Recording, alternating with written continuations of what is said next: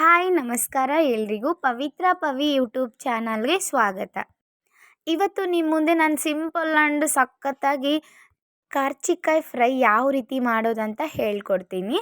ಇದು ಬಂದ್ಬಿಟ್ಟು ಒಂದೊಂದು ಊರಲ್ಲಿ ಒಂದೊಂದು ಥರ ಕರೀತಾರೆ. ಸೊ ಒಂದು ಕಡೆ ಕಾಸಿರಕಾಯಿ ಅಂತ ಕರೀತಾರೆ, ಒಂದು ಕಡೆ ಕಾರ್ಚಿಕಾಯಿ ಅಂತ ಕರೀತಾರೆ, ಮತ್ತು ಕಂಚಾರ ಕಾಯಿಲು ಅಂತ ಕರೀತಾರೆ. ಸೊ ನಾವಂತೂ ಕಾರ್ಚಿಕಾಯಿ ಅಂತ ಕರಿತೀವಿ. ಇದಕ್ಕೆ ಬೇಕಾಗಿರೋದೆಲ್ಲ ನೋಡೋಣ ಬನ್ನಿ. ಸೊ ನಾನು ಕರಿಬೇವು, ಕಾರ್ಚಿಕಾಯಿ, ಸಾಸಿವೆ, ಖಾರದ ಪುಡಿ, ಕೊಬ್ಬರಿ, ಒಣ ಕೊಬ್ಬರಿ ಮತ್ತು ಬೆಳ್ಳುಳ್ಳಿ ತೊಗೊಂಡಿದ್ದೀನಿ. ನಮಗೆ ಈ ಕಾರ್ಚಿಕಾಯಿ ಬಂದ್ಬಿಟ್ಟು ಮಳೆಗಾಲದಲ್ಲೇ ಸಿಗುತ್ತೆ ಮಾರ್ಕೆಟಲ್ಲಿ. ಸೊ ಇದನ್ನು ನಾವು ಒಂದು ಬೌಲಲ್ಲಿ ಹಾಕ್ಕೊಳ್ತಾ ಇದ್ದೀನಿ. ಇದನ್ನು ನೀರಲ್ಲಿ ಚೆನ್ನಾಗಿ ಒಂದು 2-3 ಸಲ ಕ್ಲೀನಾಗಿ ತೊಳ್ಕೊಳ್ಬೇಕು. ಯಾಕಂದರೆ ಇದು ಕರೆ ಮಣ್ಣಿನ ಮೇಲ್ಭಾಗದಲ್ಲಿ ಬೆಳೆದಿರುತ್ತೆ, ಹಂಗಾಗಿ ಸ್ವಲ್ಪ ಮಣ್ಣಿರುತ್ತೆ ಅಲ್ವಾ. ಸೊ ಅದನ್ನು ಕ್ಲೀನಾಗಿ ತೊಳೆದುಕೋಬೇಕು. ನಾನು ಕಾರ್ಚಿಕಾಯಿನ ತುಂಬೆಲ್ಲ ತೆಗೆದಿಟ್ಕೊಂಡು ತೊಳ್ಕೊಂಡು ರೆಡಿ ಮಾಡಿಟ್ಕೊಂಡಿದ್ದೀನಿ. ಈಗ ಕಾರ್ಚಿಕಾಯಿಗೆ ಕಾಂಬಿನೇಷನ್ ಆಗಿ ರೊಟ್ಟಿನೂ ಆಲ್ರೆಡಿ ಮಾಡಿದ್ದೀನಿ. ಸೊ ಇದೇ ಹಂಚಿಗೆ ನಾನು ಕಾರ್ಚಿಕಾಯಿ ಹಾಕ್ಬಿಟ್ಟು ಪಲ್ಯನ ರೆಡಿ ಮಾಡಬೇಕೀಗ. ಸೊ ಇದೊಂದು ರೊಟ್ಟಿ ಲಾಸ್ಟ್ ಆಗಿದೆ, ಹಂಗಾಗಿ ಕಾರ್ಚಿಕಾಯಿ ಎಲ್ಲ ರೆಡಿ ಮಾಡಿಟ್ಕೊಂಡಿದ್ದೀನಿ. ಸೊ ಈಗ ನೆಕ್ಸ್ಟ್ ಕಾರ್ಚಿಕಾಯಿನ ಯಾವ ರೀತಿ ಮಾಡೋದು ಫ್ರೈ ಅಂತ ನೋಡೋಣ. ಆಲ್ರೆಡಿ ಹಂಚು ಚೆನ್ನಾಗಿ ಕಾದಿದೆ, ಯಾಕಂದರೆ ರೊಟ್ಟಿನ ಬೆನ್ಸಿದ್ದೀನಿ ಅಲ್ವಾ, ಹಂಗಾಗಿ ಹಂಚು ಚೆನ್ನಾಗಿ ಕಾದಿದೆ. ಸೊ ಹಂಚನ್ನು ಕ್ಲೀನಾಗಿ ಒರೆಸ್ಕೊಂಡಿದ್ದೀನಿ. ಅದಾದಮೇಲೆ ಈ ಕಾರ್ಚಿಕಾಯಿನ ನೀರಲ್ಲಿ ಹಾಗೆ ಬಿಟ್ಟಿದ್ದೆ. ಸೊ ಅದನ್ನು ಈಗ ಹಂಚಿಗೆ ಹಾಕ್ಕೊಳ್ತಾ ಇದ್ದೀನಿ. ಈ ಕಾರ್ಚಿಕಾಯಿನ ಬಂದ್ಬಿಟ್ಟು ನಾವು ಕರ್ರಿ ಮಾಡಿದರೆ ಚೆನ್ನಾಗಿರಲ್ಲ, ಸಾಂಬಾರು ಇನ್ನೂ ಯಾವುದ್ಯಾವುದೋ ವೆರೈಟಿಯಲ್ಲಿ ಮಾಡ್ತಾ ಇರ್ತಾರೆ. ಬಟ್ ಆ ಥರ ಯಾವ ರೀತಿಯಲ್ಲೂ ಮಾಡಿದರೂ ಇದು ಟೇಸ್ಟ್ ಬರಲ್ಲ. ಇದು ನಾನು ಹೇಳ್ಕೊಡ್ತಿದ್ದೀನಿ ಅಲ್ವಾ. ಸೊ ಹಂಚಿನ ಮೇಲೆ ಈ ಥರ ಫ್ರೈ ಮಾಡಿ ಒಂದು ಸಲ ಟ್ರೈ ಮಾಡಿ, ನಿಮ್ಮ ಮನೇಲಿ ಎಷ್ಟು ಚೆನ್ನಾಗಿರುತ್ತೆ ಅಂತ ನಿಮಗೆ ಗೊತ್ತಾಗುತ್ತೆ. ಅಮ್ಮ ಇದೇ ಥರ ಫ್ರೈ ಮಾಡಿಕೊಡ್ತಾಯಿದ್ರು. ನಾವು ಒಂದು ಕಡೆ ಕಾರ್ಚಿಕಾಯಿನ ಉರಿಲಿಕ್ಕೆ ಇಟ್ಟಿದ್ದೀಯಲ್ವಾ. ಸೊ ಈಗ ನಾವು ಒಂದು ಮಸಾಲ ಪುಡಿನ ಮಾಡ್ಕೊಳ್ಳೋಣ. ಇದು ಸಿಂಪಲ್ ಆ್ಯಂಡ್ ಈಸಿಯಾಗಿ ಮಾಡ್ಕೋಬೋದು. ನೀವು ಮಿಕ್ಸಿ ಜಾರಲ್ಲಾದರೂ ಮಾಡ್ಕೋಬೋದು, ಅಥವಾ ನೀವು ಒಳ್ಳಲ್ಲೇ ಆದರೂ ಕುಟ್ಕೋಬೋದು. ಸೊ ನಾನಿವತ್ತು ಈ ಒಳ್ಳಲ್ಲಿ ಕುಟ್ತಾ ಇದ್ದೀನಿ. ಸೊ ಕೊಬ್ಬರಿ ಮತ್ತು ಖಾರ ಪುಡಿ, ಬೆಳ್ಳುಳ್ಳಿ, ಸ್ವಲ್ಪ ಉಪ್ಪಾಕಿ ಮೂರನ್ನು ಜಜ್ಕೊಳ್ತಾ ಇದ್ದೀನಿ. ನೋಡಿರಿ, ನುಣ್ಣವಾಗಿ ಮಾಡ್ಕೊಳ್ರಿ.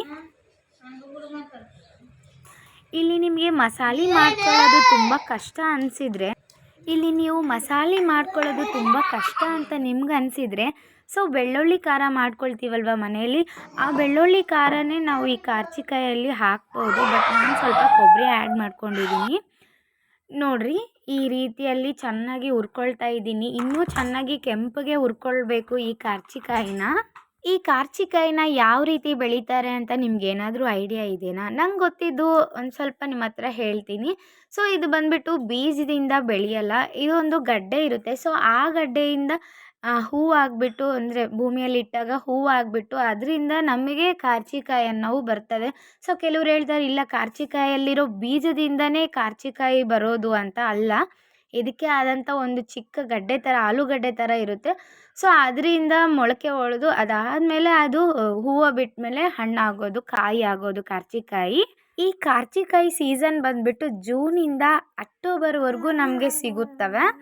ಅದಾದಮೇಲೆ ಮತ್ತೆ ನೆಕ್ಸ್ಟ್ ಜೂನಿಂದ ಮತ್ತೆ ಅಕ್ಟೋಬರ್ವರೆಗೂ ನಮಗೆಲ್ಲೂ ಸಿಗಲ್ಲ ಇವು. ಅಲ್ಲಿವರೆಗೂ ವೇಟ್ ಮಾಡಲೇಬೇಕು ಇದನ್ನು ನಾವು ತಿನ್ನೋದಾದರೆ. ನಾವು ಈ ಕಾರ್ಚಿಕಾಯಲ್ಲಿ ಫೈಬರ್ ಮತ್ತು ಕಾರ್ಬೋಹೈಡ್ರೇಟ್ ಮತ್ತು ಪ್ರೋಟೀನ್ನ ಈ ಕಾರ್ಚಿಕಾಯಲ್ಲಿ ನೋಡ್ಬೋದು ನಾವು. ವಿಟಮಿನ್ ಸಿ ಈ ಕಾರ್ಚಿಕಾಯಲ್ಲಿ ತುಂಬ ಇರುತ್ತೆ. ಇದು ಬಂದ್ಬಿಟ್ಟು ಶುಗರ್ ಪೇಷಂಟ್ಗಂತೂ ತುಂಬ ಉಪಯುಕ್ತ ಅಂತಲೇ ಹೇಳ್ಬೋದು. ಈ ಕಾರ್ಚಿಕಾಯಿಯ ಇನ್ನೊಂದು ವಿಶೇಷತೆ ಏನಂದರೆ, ಸೊ ಮಲೇರಿಯಾ ಜ್ವರವನ್ನು ಸಹ ಗುಣಪಡಿಸೋ ಶಕ್ತಿ ಇದರಲ್ಲಿ ಇದೆ. ಇವೆಲ್ಲವೂ ಬೆನಿಫಿಟ್ಸ್ ನಿಮ್ಗೆ ಆಲ್ರೆಡಿ ಗೊತ್ತಿರ್ಬೋದು. ಸೊ ಗೊತ್ತಿಲ್ಲದೆ ಇರೋರಿಗೆ ಇದೆಲ್ಲ ಗೊತ್ತಾಗಲಿ ಅಂತ ನಾನು ಹೇಳಿದೆ. ನೋಡಿ, ನಾನು ಚೆನ್ನಾಗಿ ಕಾರ್ಚಿಕಾಯಿನ ಹಂಚಲ್ಲಿ ಚೆನ್ನಾಗಿ ಹುರ್ಕೊಂಡಿದ್ದೀನಿ. ಯಾವ ರೀತಿ ಇದೆ ಅಂತ ನೋಡ್ಬೋದು. ಅದಾದಮೇಲೆ ಇಲ್ಲಿ ಸ್ವಲ್ಪ ಎಣ್ಣೆನ ಹಾಕ್ಕೊಳ್ತಾ ಇದ್ದೀನಿ, ಅಂದರೆ ಅಡುಗೆ ಎಣ್ಣೆನ ಹಾಕ್ಕೊಳ್ತಾ ಇದ್ದೀನಿ ಹಂಚಿಗೆ. ಸೊ ಇದಕ್ಕೆ ಸ್ವಲ್ಪ ನಾನು ಸಾಸಿವೆ ಹಾಕ್ಕೊಳ್ತಾ ಇದ್ದೀನಿ, ನೋಡ್ಬೋದು ನೀವು. ಸಾಸಿವೆ ಹಾಕ್ಕೊಂಡ್ಮೇಲೆ ಇದಕ್ಕೆ ನಾನು ಸ್ವಲ್ಪ ಚೆನ್ನಾಗಿ ಎಲ್ಲನೂ ಮಿಕ್ಸ್ ಮಾಡ್ಕೊಳ್ತಾ ಇದ್ದೀನಿ, ಎಲ್ಲನೂ ಕಲಿಯೋ ಥರ. ಇಲ್ಲಿ ನೋಡ್ತಾ ಇರ್ಬೋದು ಎಲ್ಲ ಯಾವ ರೀತಿ ಕಲಸಿಟ್ಕೊಂಡಿದ್ದೀನಿ ಅಂತ. ಅದಾದಮೇಲೆ ಇದಕ್ಕೆ ಸ್ವಲ್ಪ ಉಪ್ಪು ಹಾಕ್ಕೊಳ್ತಾ ಇದ್ದೀನಿ ನಾನು. ಸೊ ರುಚಿಗೆ ತಕ್ಕಷ್ಟು ಉಪ್ಪು ಹಾಕ್ಕೊಳ್ರಿ ನೋಡಿಕೊಂಡು ನೀವು. ಇದೆಲ್ಲ ಈಸಿಯಾಗಿ ಮಾಡ್ಕೊಳ್ಬೋದು, ತುಂಬ ಚೆನ್ನಾಗಿರುತ್ತೆ ಟೇಸ್ಟ್ ಮಾತ್ರ. ಸೊ ಉಪ್ಪು ಹಾಕ್ಕೊಂಡು ಎಲ್ಲನೂ ಚೆನ್ನಾಗಿ ಕಲಿಸ್ಕೊಳ್ತಾ ಇದ್ದೀನಿ ನಾನು. ಅದಾದಮೇಲೆ ಸ್ವಲ್ಪ ಕರಿಬೇವು ಹಾಕ್ಕೊಳ್ತಾ ಇದ್ದೀನಿ. ಯಾಕೆ ಕರಿಬೇವು ನಾನು ಮಿಡ್ಲಲ್ಲಿ ಹಾಕ್ತೀನಿ, ಕೆಲವರೆಲ್ಲರೂ ಕೇಳ್ತಾರೆ ಯಾಕೆ ನೀವು ಕರಿಬೇವನ್ನ ಮಿಡ್ಲಲ್ಲಿ ಹಾಕ್ತೀರಿ ಅಂತ. ಸೊ ನನಗೇನೋ ಅಭ್ಯಾಸ, ಮುಂಚೆನೇ ಎಣ್ಣೆಯಲ್ಲೇ ಹಾಕ್ಬಿಟ್ರೆ ಅದು ಕಪ್ಪಾಗ್ಬಿಡುತ್ತೆ, ಅದು ರುಚಿನೇ ಬರಲ್ಲ. ಹಂಗಾಗಿ ನಾನು ಮಿಡ್ಲಲ್ಲೇ ಹಾಕೋದು ಕರಿಬೇವನ್ನ. ಸೊ ನಾನು ಏನೇ ಅಡುಗೆ ಮಾಡಲಿ ನಾನು ಮಿಡ್ಲಲ್ಲಿನೇ ಹಾಕೋದು ಕರಿಬೇವನ್ನ. ಸೊ ನೀವು ಒಂದ್ಸಲ ಆ ಥರ ಹಾಕಿ ನೋಡಿ, ತುಂಬ ಚೆನ್ನಾಗಿರುತ್ತೆ. ಈ ಕರಿಬೇವನ್ನೆಲ್ಲ ಚೆನ್ನಾಗಿ ಕಲಿಸ್ಕೊಂಡು ಇಟ್ಕೊಳ್ಬೇಕು. ಅದಾದಮೇಲೆ ಇದಕ್ಕೆ ನಾವು ಮಸಾಲೆನ ರೆಡಿ ಮಾಡ್ಕೊಂಡಿದ್ವಲ್ವ, ಸೊ ಬೆಳ್ಳುಳ್ಳಿ, ಖಾರ, ಒಣ ಕೊಬ್ಬರಿ ಇವೆಲ್ಲ ಕುಟ್ಟಿಟ್ಕೊಂಡಿದ್ವಲ್ಲ, ಅದನ್ನು ಇದಕ್ಕೆ ಮಿಕ್ಸ್ ಮಾಡ್ಕೊಳ್ತಾ ಇದ್ದೀನಿ ನಾನು. ನಿಜವಾಗ್ಲೂ ಇದನ್ನು ಮಸಾಲೆನ ಕೈಯಲ್ಲಿ ಹಿಡ್ಕೊಂಡ್ರೇ ಎಷ್ಟು ಸ್ಮೆಲ್ ಇದೆ ಅಂದರೆ ಎಷ್ಟು ಚೆನ್ನಾಗಿ ಬರ್ತಾ ಇದೆ ನೋಡಿರಿ, ಯಾವ ರೀತಿ ಎಲ್ಲನೂ ನಾನು ಕಲಿಸ್ಕೊಂಡು ಇಟ್ಕೊಂಡಿದ್ದೀನಿ ಅಂತ. ಸೊ ಇದು ಲಾಸ್ಟಲ್ಲಿ ಹಾಕ್ಕೊಳ್ಬೇಕಾಗಿರುತ್ತೆ. ಸೊ ನಿಮಗೆ ಬೇಕಾದರೆ ಕೊತ್ತಂಬರಿನ ಸೇರಿಸ್ಕೊಳ್ಬೋದು ಲಾಸ್ಟಿಗೆ. ನನಗೆ ಕೊತ್ತಂಬರಿ ಇದಕ್ಕೆ ಅವಶ್ಯಕತೆ ಇಲ್ಲ, ಹಂಗಾಗಿ ನಾನು ಹಾಕ್ಕೊಳ್ತಾ ಇಲ್ಲ. ನೋಡ್ತಾ ಇರ್ಬೋದು ಎಷ್ಟು ಚೆನ್ನಾಗಾಗಿದೆ ಅಂತ. ಸೊ ಇದನ್ನು ಪ್ಲೇಟಿಗೆ ತೆಗೆದು ಇಟ್ಕೊಂಡಿದ್ದೀನಿ. ಈ ಥರ ಆಗಿದೆ ನೋಡಿ, ಎಷ್ಟು ಸೂಪರಾಗಿ ಕಾಣಿಸ್ತಾ ಇದೆ ಅಲ್ವಾ. ನಾನು ಮುಂಚೆನೇ ರೊಟ್ಟಿ ಮಾಡ್ಕೊಂಡು ಇಟ್ಕೊಂಡಿದ್ದೆ ಅಲ್ವಾ, ಸೊ ಅದನ್ನು ಈಗ ಪ್ಲೇಟಲ್ಲಿ ಸರ್ವ್ ಮಾಡ್ಕೊಂಡಿದ್ದೀನಿ. ಸೊ ರೊಟ್ಟಿ ಮತ್ತು ಕಾರ್ಚಿಕಾಯಿ ಕಾಂಬಿನೇಷನ್ ಅಂತೂ ಸೂಪರಾಗಿರುತ್ತೆ. ಒಂದು ಸಲ ನಾನು ಹೇಳ್ಕೊಡ್ತಾರ ನಿಮ್ಮ ಮನೇಲಿ ಟ್ರೈ ಮಾಡಿ ಎಷ್ಟು ಚೆನ್ನಾಗಿದೆ ಅಂತ ನನಗೆ ಕಮೆಂಟಲ್ಲಿ ಹೇಳಿ. Thank you. ಆ್ಯಂಡ್ ಈ ಲಾಗ್ನ ಪೂರ್ತಿಯಾಗಿ ನೋಡಿದ್ದೀರಿ ಅಲ್ವಾ, ಸೊ ಹಂಗೆ ಸಬ್ಸ್ಕ್ರೈಬ್ ಮಾಡಿಬಿಟ್ಟು ಶೇರ್ ಮಾಡ್ಕೊಂಡು ಹೋಗಿ. Thank you.